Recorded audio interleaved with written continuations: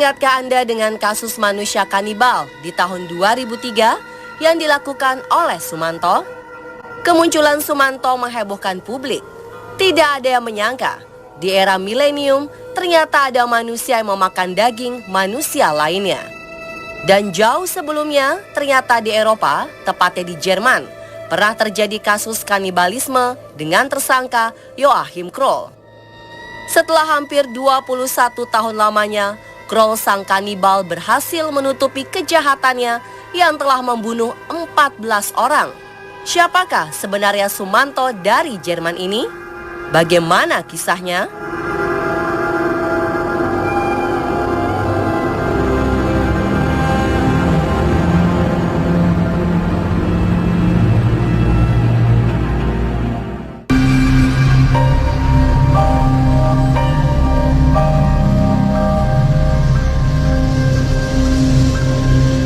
Joachim Georg Kroll lahir pada 17 April 1933 di Hindenburg, wilayah Hulu Silesia, Jerman, yang kini menjadi bagian dari Polandia.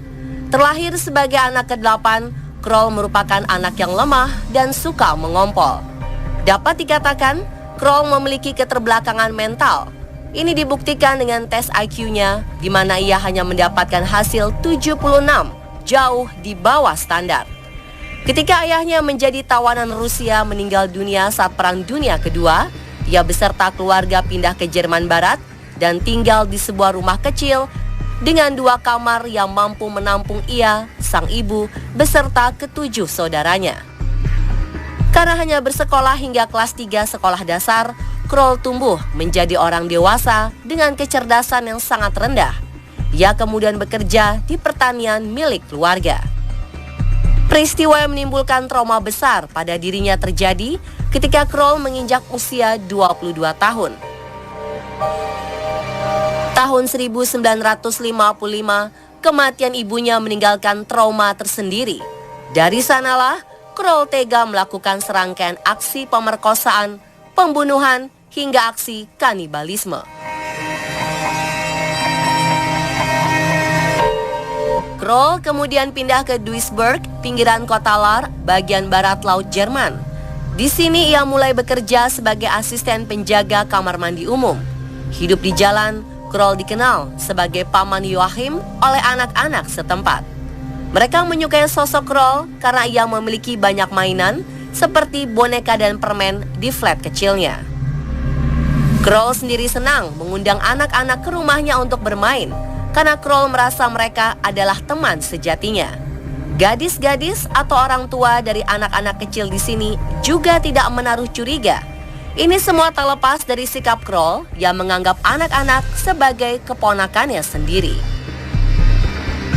Selama bertahun-tahun, Kroll tinggal di lingkungan ini. Ia memanjakan anak-anak dengan memberikan hadiah-hadiah kecil, membuat warga setempat menganggap Kroll sebagai pribadi yang menyenangkan dan bijaksana. Tetapi semua itu berubah ketika Kroll ditangkap karena kasus pembunuhan.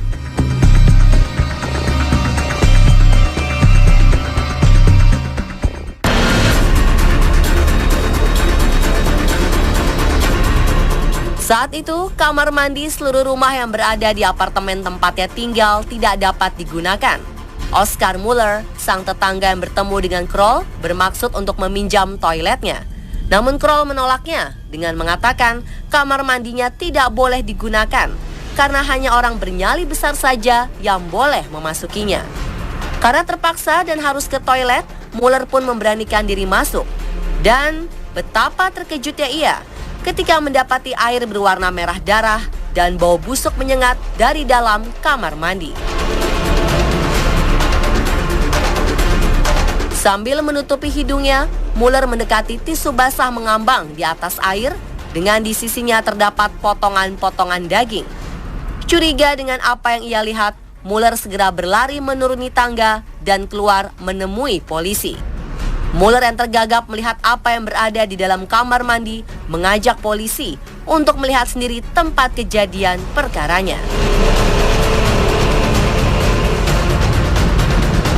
Setibanya polisi melakukan penyelidikan di tempat Kroll, didapati kemungkinan saluran pipa yang tidak bisa digunakan menjadi mampet karena ada sesuatu yang dibuang ke toilet dan berhenti sampai ke pipa. Mereka langsung memanggil tukang pipa untuk memeriksanya.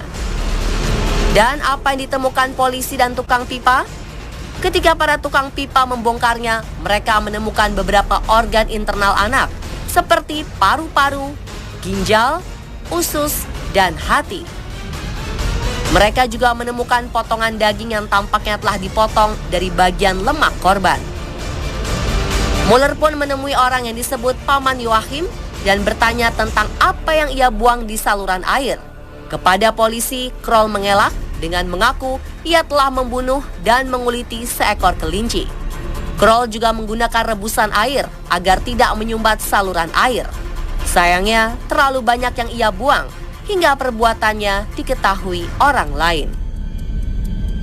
Tidak percaya begitu saja dengan pengakuan si Sumanto dari Jerman ini, polisi melanjutkan investigasi ke dapur dan mendapati sebuah panci berisikan rebusan potongan-potongan daging. Kroll pun akhirnya mengakui bahwa daging tersebut bukanlah daging kelinci, melainkan daging manusia. Saat polisi mengaduk isi panci, mereka mendapati sesuatu yang mengerikan. Polisi menemukan tangan kecil yang dimasak di antara wortel dan kentang. Meskipun menjijikan, polisi terus mencari. Di dalam kulkas, polisi menemukan potongan-potongan daging yang siap dikonsumsi dalam waktu dekat. Sementara di freezer, berisikan daging dalam bentuk paketan yang dibungkus untuk pengawetan.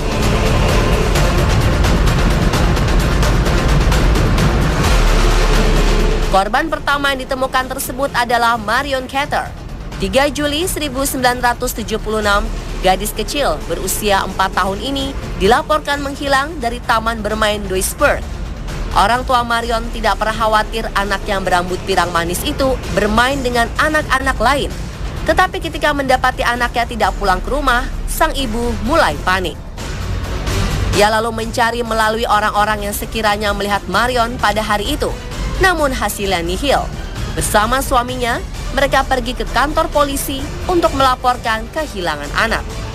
Para polisi langsung melakukan pencarian di sekitar lingkungan Marion bermain.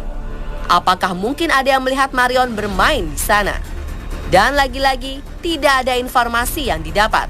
Hingga akhirnya didapatkanlah laporan pembunuhan yang terjadi di rumah Kroll. Awalnya Kroll hanya mengaku membunuh Marion Kater, tetapi kemudian ia mengaku telah membunuh beberapa korban lainnya. Setelah ditelusuri, ternyata Kroll telah membunuh 14 orang dalam kurun waktu 21 tahun, dari 1955 hingga 1976. Siapa sajakah korban-korban Kroll yang lain? Bagaimana kelanjutan kisahnya? Saksikan kelanjutan Killing Series Joachim Kroll Sumanto dari Jerman bagian kedua besok di jam yang sama.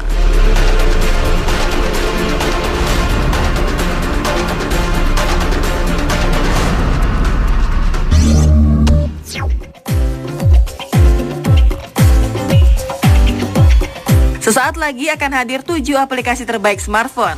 Apakah aplikasi-aplikasi terbaik ini ada di smartphone Anda? Temukan jawabannya sesaat lagi.